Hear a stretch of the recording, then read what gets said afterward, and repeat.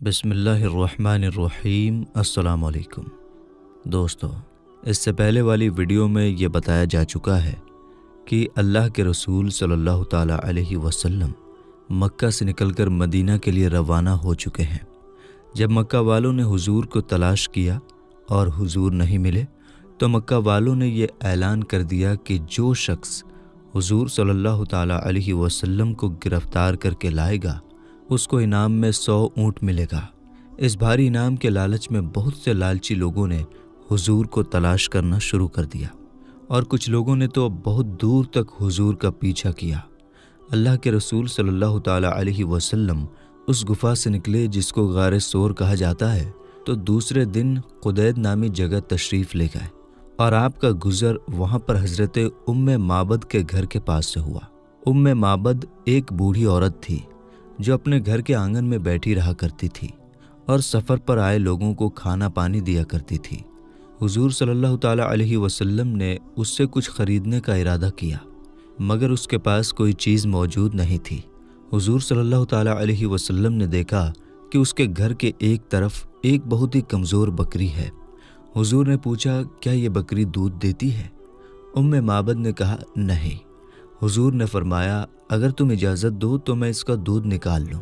ام معبد نے اجازت دے دی اور حضور صلی اللہ تعالیٰ علیہ وسلم نے بسم اللہ پڑھ کر اس کے تھن کو ہاتھ لگایا تو اس کا تھن دودھ سے بھر گیا اور اتنا دودھ نکلا کہ سب لوگ پی کر سیراب ہو گئے اور ام معبد کے تمام برتن دودھ سے بھر گئے۔ یہ معجزہ دیکھ کر ام معبد اور ان کے شوہر دونوں نے اسلام قبول کر لیا۔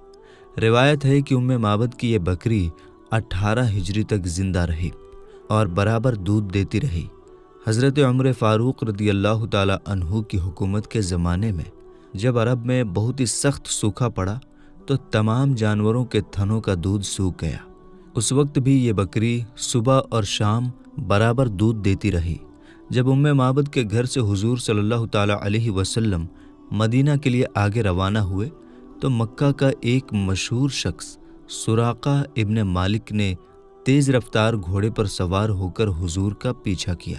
قریب پہنچ کر اس نے حضور پر حملہ کرنے کا ارادہ کیا مگر اس کے گھوڑے نے ٹھوکر کھائی اور وہ گھوڑے سے گر پڑا۔ مگر 100 اونٹوں کا انعام کوئی معمولی چیز نہیں تھی۔ انعام کے لالچ نے اسے دوبارہ تیار کیا اور وہ شخص حملے کی نیت سے آگے بڑھا تو حضور صلی اللہ تعالیٰ علیہ وسلم کی دعا سے پتھریلی زمین میں اس کے گھوڑے کے پاؤں گھٹنوں تک دھنس گئے۔ سراقہ یہ معجزہ دیکھ کر ڈر سے کانپنے لگا اور بچاؤ بچاؤ پکارنے لگا۔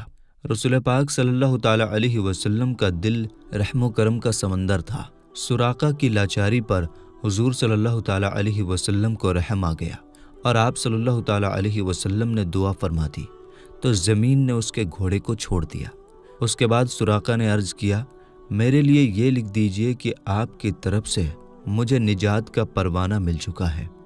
حضور صلی اللہ تعالیٰ علیہ وسلم کے حکم سے حضرت عامر بن فہیرہ رضی اللہ تعالیٰ عنہ نے سراقہ کے لیے ایک تحریر لکھ دی جس میں یہ لکھا ہوا تھا کہ حضور صلی اللہ تعالیٰ علیہ وسلم کی طرف سے سراقہ کو نجات کا پروانہ مل چکا ہے۔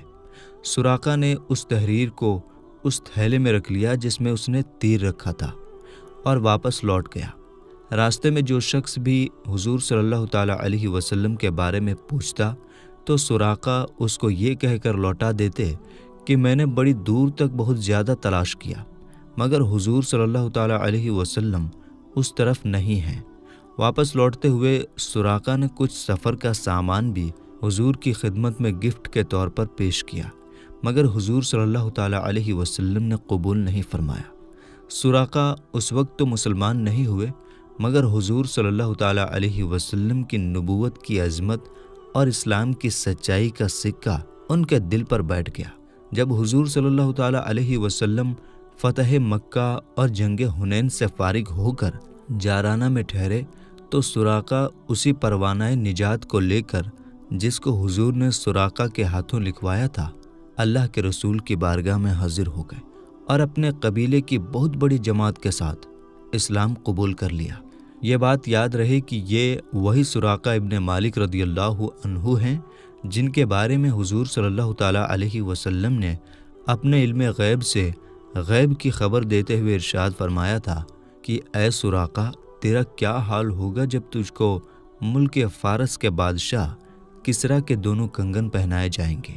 اللہ کے رسول کے اس فرمان کے برسوں بعد جب حضرت عمر فاروق رضی اللہ تعالیٰ عنہ کی حکومت کے زمانے میں ایران فتح ہوا اور کسریٰ کے کنگن حضرت عمر فاروق رضی اللہ تعالیٰ عنہ کی بارگاہ میں لائے گئے تو امیر المومنین حضرت عمر رضی اللہ تعالیٰ عنہ نے حضور تاجدار دو عالم صلی اللہ تعالیٰ علیہ وسلم کے فرمان کو صحیح ثابت کرنے کے لیے وہ کنگن حضرت سراقہ ابن مالک رضی اللہ عنہ کو پہنا دیے اور فرمایا، اے سراقہ، یہ کہو کہ اللہ تعالیٰ ہی کے لیے حمد ہے جس نے ان کنگنوں کو ملک فارس کے بادشاہ کسریٰ سے چھین کر ایک جنگلی سراقہ کو پہنا دیا۔ حضرت سراقہ رضی اللہ تعالیٰ عنہ نے 24 ہجری میں وفات پائی جب حضرت عثمان غنی رضی اللہ تعالیٰ عنہ کی حکومت کا زمانہ تھا۔ جب حضور صلی اللہ تعالیٰ علیہ وسلم مدینہ کے قریب پہنچ گئے تو بریدہ اسلمی قبیلہ بنی سہم کے 70 سواروں کو ساتھ لے کر اس لالچ میں حضور کی گرفتاری کے لیے آئے کہ قریش سے 100 اونٹ انعام میں مل جائے گا۔ مگر جب حضور صلی اللہ تعالیٰ علیہ وسلم کے سامنے آئے اور انہوں نے پوچھا کہ آپ کون ہیں تو حضور نے فرمایا کہ میں محمد ابن عبداللہ ہوں اور خدا کا رسول ہوں۔ نبوت کی اس تاثیر کا ان کے دل پر ایسا اثر ہوا کہ فوراً کلمہ پڑھ کر مسلمان ہو گئے اور بہت ہی عقیدت کے ساتھ یہ اپیل کیا، ریکویسٹ کیا کہ یا رسول اللہ صلی اللہ تعالیٰ علیہ وسلم، میری یہ دلی خواہش ہے کہ مدینہ میں حضور کی انٹری ایک جھنڈے کے ساتھ ہونا چاہیے۔ یہ کہا اور اپنا عمامہ شریف سر سے اتار کر اپنے نیزے پر باندھ لیا اور حضور رحمت عالم صلی اللہ تعالیٰ علیہ وسلم کے پرچارک بن کر آگے آگے چلتے رہے۔ پھر عرض کیا کہ یا رسول اللہ صلی اللہ تعالیٰ علیہ وسلم، آپ مدینہ میں کہاں اتریں گے؟ حضور رحمت عالم صلی اللہ تعالیٰ علیہ وسلم نے ارشاد فرمایا کہ میری اونٹنی کو اللہ تعالیٰ جہاں بٹھائے گا وہیں میں ٹھہروں گا۔ اس سفر میں اتفاق سے حضرت زبیر بن عوام رضی اللہ تعالیٰ عنہ سے حضور کی ملاقات ہو گئی، جو حضور کے پھوپھی حضرت صفیہ رضی اللہ تعالیٰ عنہا کے بیٹے ہیں۔ یہ ملک شام سے تجارت کا، بزنس کا سامان لے کر آ رہے تھے۔ انہوں نے حضور صلی اللہ تعالیٰ علیہ وسلم اور حضرت ابو بکر صدیق رضی اللہ تعالیٰ عنہ کی خدمت میں کچھ اچھے کپڑے گفٹ کے طور پر پیش کیے، جن کو حضور صلی اللہ تعالیٰ علیہ وسلم اور حضرت ابو بکر صدیق رضی اللہ تعالیٰ عنہ نے قبول فرما لیا۔ حضور صلی اللہ تعالیٰ علیہ وسلم کے تشریف لانے کی خبر مدینہ میں پہلے سے ہی پہنچ چکی تھی اور عورتوں، بچوں تک کی زبانوں پر حضور صلی اللہ تعالیٰ علیہ وسلم کی آمد کا چرچا تھا۔ اس لیے مدینہ والے آپ کو دیکھنے کے لیے بہت زیادہ بے قرار تھے۔ روزانہ صبح کو اٹھتے اور نکل کر شہر سے باہر آتے اور انتظار کر کے واپس چلے جاتے۔ روزانہ صبح نکل کر شہر کے باہر انتظار کرتے اور ویلکم کے لیے تیار رہتے، اور جب دھوپ تیز ہو جاتی تو افسوس کرتے ہوئے اپنے گھروں کو واپس لوٹ جاتے۔ ایک دن اپنی عادت کے مطابق مدینہ والے حضور صلی اللہ تعالیٰ علیہ وسلم کا راستہ دیکھ کر واپس جا چکے تھے کہ اچانک ایک یہودی نے اپنے قلعہ سے دیکھا کہ حضور صلی اللہ تعالیٰ علیہ وسلم کی سواری مدینہ کے قریب آ پہنچی ہے۔ اس نے بلند آواز سے پکارا کہ اے مدینہ والو، لو تم جس کا انتظار کرتے تھے وہ آ چکے ہیں۔ یہ سن کر تمام انصار صحابہ بدن پر ہتھیار رکھ کر اور خوشی سے مچل کر دونوں عالم کے تاجدار حضور صلی اللہ تعالیٰ علیہ وسلم کا ویلکم کرنے کے لیے اپنے گھروں سے نکل پڑے اور نعرہ تکبیر کی آوازوں سے پورا شہر گونج اٹھا۔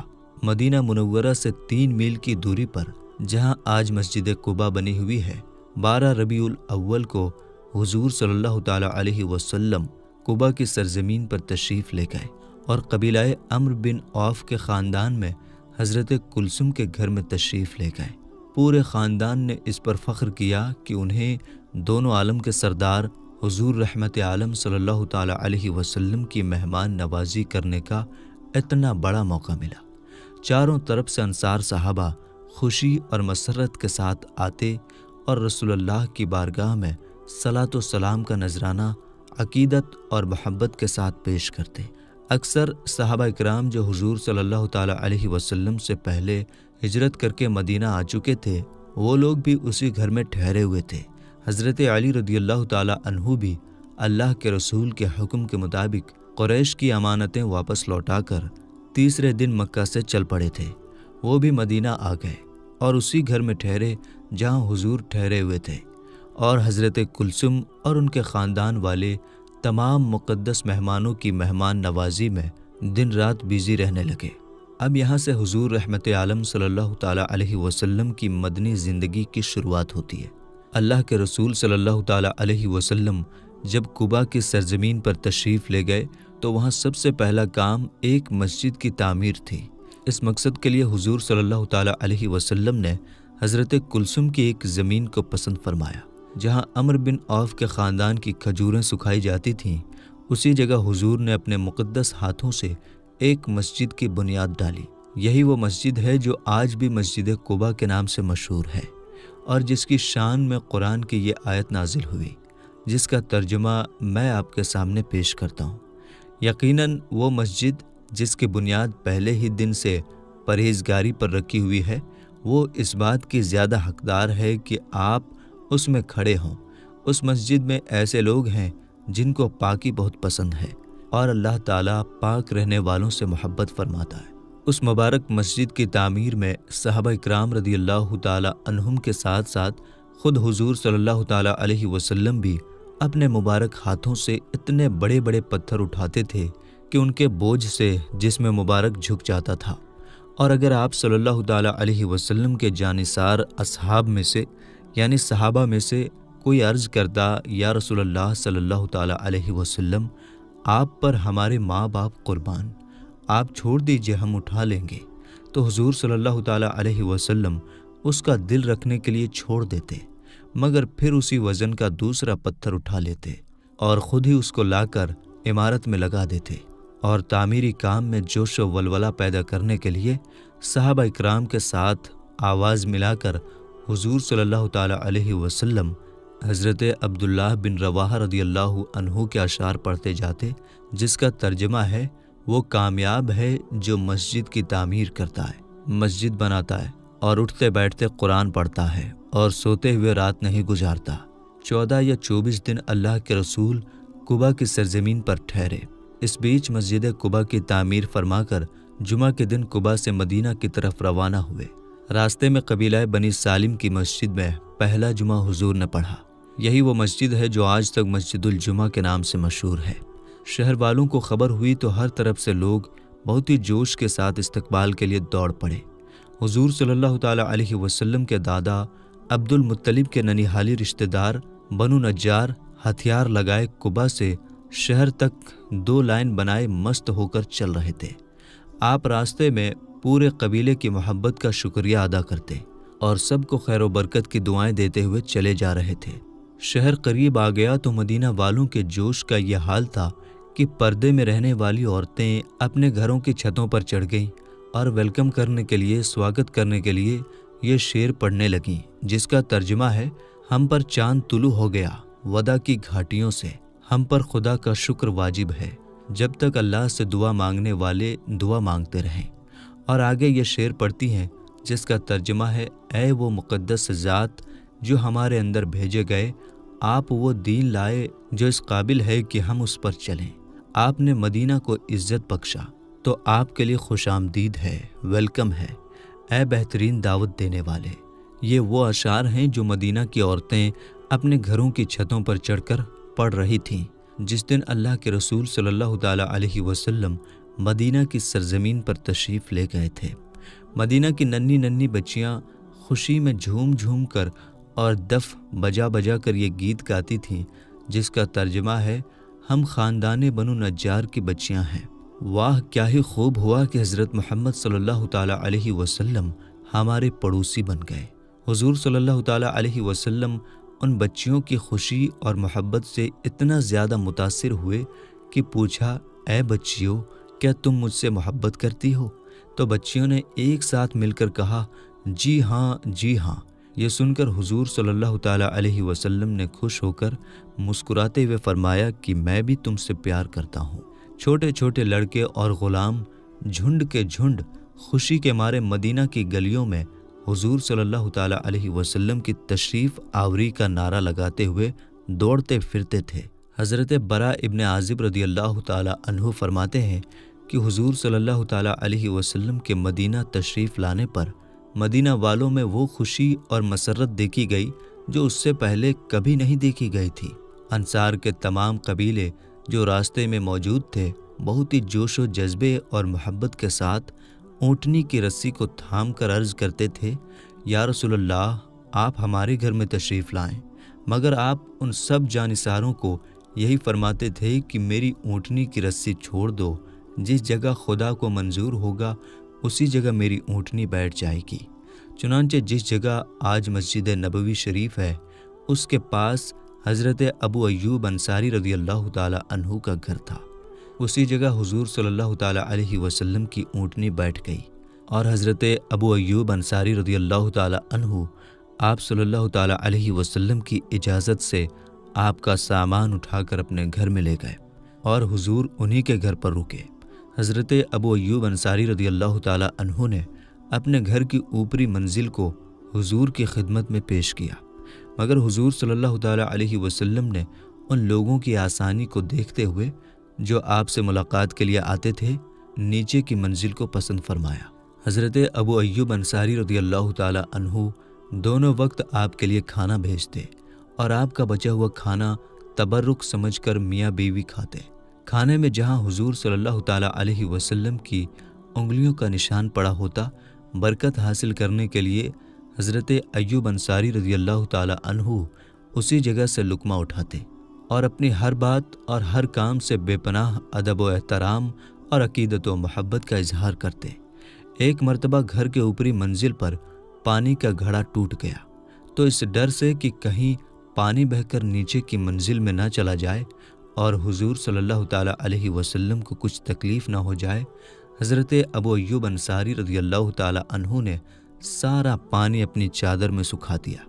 گھر میں یہی ایک چادر تھی جو گیلی ہو گئی۔ رات بھر میاں بیوی نے ٹھنڈک کو برداشت کیا، مگر حضور کو ذرہ برابر تکلیف پہنچنے نہیں دیا۔ 7 مہینے تک حضرت ابو ایوب انصاری رضی اللہ تعالیٰ عنہ نے اسی شان و شوکت کے ساتھ حضور صلی اللہ تعالیٰ علیہ وسلم کی مہمان نوازی کا شرف حاصل کیا۔ جب مسجد نبوی اور اس کے آس پاس کے کمرے تیار ہو گئے، روم تیار ہو گئے، تو حضور صلی اللہ تعالیٰ علیہ وسلم ان کمروں میں اپنی پاکیزہ بیویوں کے ساتھ رہنے لگے۔ حضرت عبداللہ بن سلام رضی اللہ تعالیٰ عنہ مدینہ میں یہودیوں کے سب سے بڑے عالم مانے جاتے تھے۔ خود ان کا اپنا بیان ہے کہ جب حضور صلی اللہ تعالیٰ علیہ وسلم مکہ سے ہجرت فرما کر مدینہ میں تشریف لائے اور لوگ گروہ در گروہ انہیں دیکھنے کے لیے ہر طرف سے آنے لگے، تو میں بھی اسی وقت حضور کی خدمت میں حاضر ہوا، اور جیسے ہی میری نظر حضور رحمت عالم صلی اللہ تعالیٰ علیہ وسلم کے مبارک چہرے پر پڑی تو پہلی ہی نظر میں میرے دل نے یہ فیصلہ کر لیا کہ یہ چہرہ کسی جھوٹے آدمی کا چہرہ نہیں ہو سکتا۔ پھر حضور صلی اللہ تعالیٰ علیہ وسلم نے اپنی تقریر میں یہ ارشاد فرمایا، اے لوگو، سلام کا چرچا کرو، کھانا کھلاؤ اور رشتہ داروں کے ساتھ اچھا سلوک کرو، اور راتوں کو جب لوگ سو رہے ہوں تو تم نماز پڑھو۔ حضرت عبداللہ بن سلام فرماتے ہیں کہ میں نے حضور کو ایک نظر دیکھا اور آپ کے یہ 4 بول میرے کان میں پڑے تو میں اس طرح متاثر ہو گیا، پربھاوت ہو گیا کہ میرے دل کی دنیا ہی بدل گئی اور میں نے اسلام قبول کر لیا۔ حضرت عبداللہ بن سلام رضی اللہ تعالیٰ عنہ کا اسلام میں آنا یہ اتنا اہم واقعہ تھا کہ مدینہ کے یہودیوں میں کھلبلی مچ گئی۔ حضور صلی اللہ تعالیٰ علیہ وسلم جبکہ ابھی حضرت ابو ایوب انصاری رضی اللہ تعالیٰ عنہ کے گھر ہی میں تشریف رکھے ہوئے تھے، آپ نے اپنے غلام حضرت زید بن حارثہ اور حضرت ابو رافع رضی اللہ عنہ کو 500 درہم اور 2 اونٹ دے کر مکہ بھیجا تاکہ یہ دونوں اپنے ساتھ حضور صلی اللہ تعالیٰ علیہ وسلم کے بیوی بچوں کو مدینہ لے آئیں۔ چنانچہ یہ دونوں حضرات جا کر حضور صلی اللہ تعالیٰ علیہ وسلم کی دونوں بیٹیاں حضرت فاطمہ اور حضرت ام کلثوم رضی اللہ تعالیٰ عنہما اور آپ کی مقدس بیوی ام المومنین حضرت بی بی سودا رضی اللہ عنہا، حضرت اسامہ بن زید اور حضرت ایمن رضی اللہ عنہما کو مدینہ لے آئے۔ آپ صلی اللہ تعالیٰ علیہ وسلم کی بیٹی حضرت زینب رضی اللہ تعالیٰ عنہا نہ آ سکیں، کیونکہ ان کے شوہر حضرت ابوالعاص بن ربیع رضی اللہ عنہ نے ان کو مکہ میں روک لیا، اور حضور کی ایک بیٹی حضرت بی بی رقیہ رضی اللہ تعالیٰ عنہا اپنے شوہر حضرت عثمان غنی رضی اللہ تعالیٰ عنہ کے ساتھ حبشہ میں تھیں۔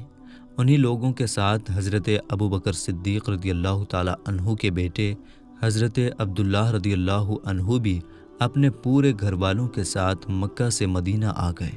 ان میں حضرت بی بی عائشہ رضی اللہ تعالیٰ عنہا بھی تھیں۔ یہ سب لوگ مدینہ آ کر پہلے حضرت حارثہ بن نعمان رضی اللہ عنہ کے گھر پر ٹھہرے۔ اب یہاں سے میں آپ لوگوں کو مسجد نبوی کی تعمیر کے بارے میں بتاتا ہوں کہ مسجد نبوی کی تعمیر کیسے اور کب ہوئی۔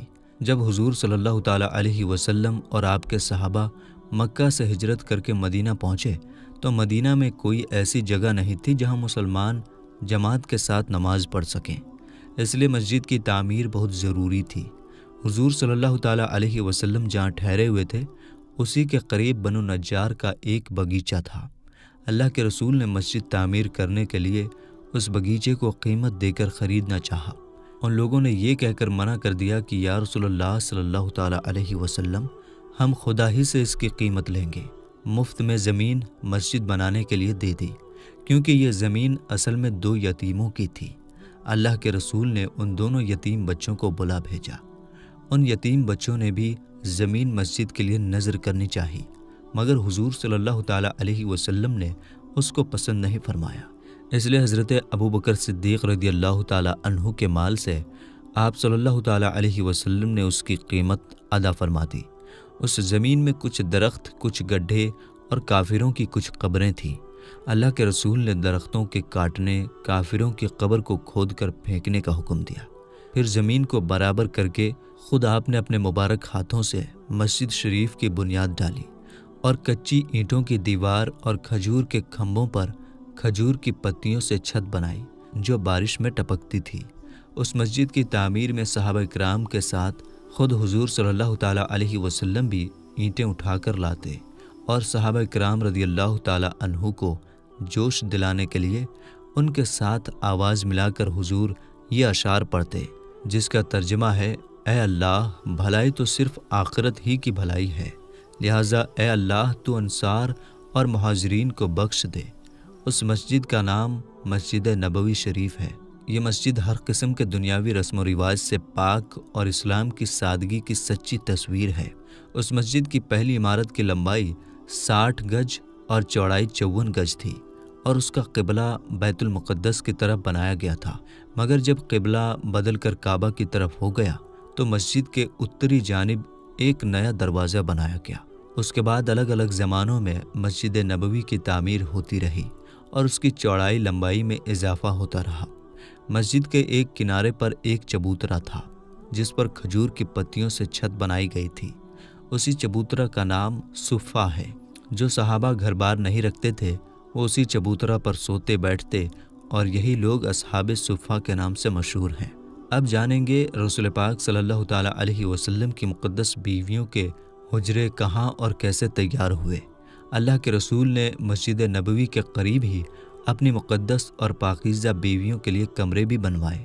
اس وقت حضرت بی بی سودا اور حضرت عائشہ رضی اللہ تعالیٰ عنہما نکاح میں تھیں، اس لیے 2 ہی مکان بنوائے۔ جب دوسری بیویاں آتی گئیں تو دوسرے مکانات بنتے گئے۔ یہ مکانات بھی بہت ہی سادگی کے ساتھ بنائے گئے تھے۔ 10-10 ہاتھ لمبے، 6-6 7-7 ہاتھ چوڑے، کچی اینٹوں کی دیواریں، کھجور کی پتیوں کی چھت، وہ بھی اتنی نیچی کہ آدمی کھڑا ہو کر چھت کو چھو لیتا۔ دروازوں میں کواڑ بھی نہیں تھے، کمبل یا ٹاٹ کے پردے پڑے ہوئے تھے۔ اللہ اکبر! یہ سرکار دو عالم صلی اللہ تعالیٰ علیہ وسلم کا وہ مقدس گھر جس کو چومنا ہمارے لیے سعادت اور فخر کی بات ہے، وہ کونین کا شہنشاہ جس کو اللہ نے اپنا مہمان بنا کر عرش اعظم پر بلایا، اور جس کے سر پر اپنی محبوبیت کا تاج پہنا کر زمین کے خزانوں کی چابیاں جس کے ہاتھ میں عطا فرما دی، اور جس کو دنیا میں جو چاہے کرنے کا اختیار دیا، جس کے زبان کا ہر فرمان وحی الہی ہوتا تھا، جن کی نگاہ کرم کے ایک اشارے نے ان لوگوں کی قسمت سنوار دی جو لوگ اونٹوں کی رسیاں پکڑ کر اونٹوں کو چرایا کرتے تھے۔ اللہ اکبر۔ وہ تاجدار مدینہ جو سلطان دارین اور شہنشاہ کونین کہلاتے ہیں، جن کی شان یہ ہے، اے سورج بول، اے چاند بتا، تم دونوں نے اس زمین کے بے شمار چکر لگائے ہیں، مگر کیا تمہاری آنکھوں نے ایسی سادگی کا کوئی منظر بھی کہیں کبھی دیکھا ہے؟ وہ صحابہ جو اپنے ایمان اور دین کو بچانے کے لیے مکہ کو چھوڑ کر مدینہ چلے گئے، ان لوگوں کے ٹھہرنے کے لیے بھی حضور صلی اللہ تعالیٰ علیہ وسلم نے مسجد نبوی کے قریب ہی میں انتظام فرمایا۔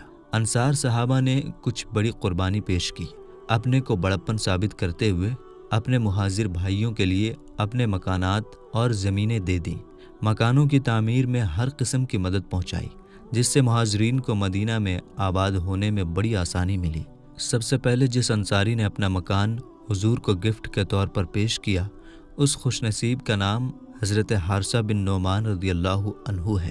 چنانچہ آپ صلی اللہ تعالیٰ علیہ وسلم کی پاکیزہ بیویوں کے مکانات حضرت حارثہ بن نعمان ہی کی زمین پر بنائے گئے۔ ام المومنین حضرت عائشہ رضی اللہ تعالیٰ عنہا سے حضور کا نکاح تو ہو چکا تھا، لیکن اب تک رخصتی نہیں ہوئی تھی، تو جب اللہ کے رسول صلی اللہ تعالیٰ علیہ وسلم مکہ سے مدینہ ہجرت کر چکے تو اسی سال حضرت عائشہ رضی اللہ تعالیٰ عنہا کی بھی رخصتی ہوئی۔ حضور نے ایک پیالہ دودھ سے لوگوں کی دعوت ولیمہ فرمائی۔ تو میرے دوستو، اب یہاں سے آگے کا واقعہ انشاءاللہ آپ کو اگلے پارٹ میں سننے کو ملے گا۔ ہم امید کرتے ہیں کہ ویڈیو آپ کو بے حد پسند آئی ہوگی۔ ویڈیو سمجھ میں آئی ہو تو کمنٹ باکس میں ضرور بتا دیا کریں، تاکہ آگے ہم آپ کو اور آسان طریقے سے سمجھا سکیں۔ ملیں گے انشاءاللہ تعالیٰ اگلی ویڈیو میں۔ السلام علیکم، اللہ حافظ۔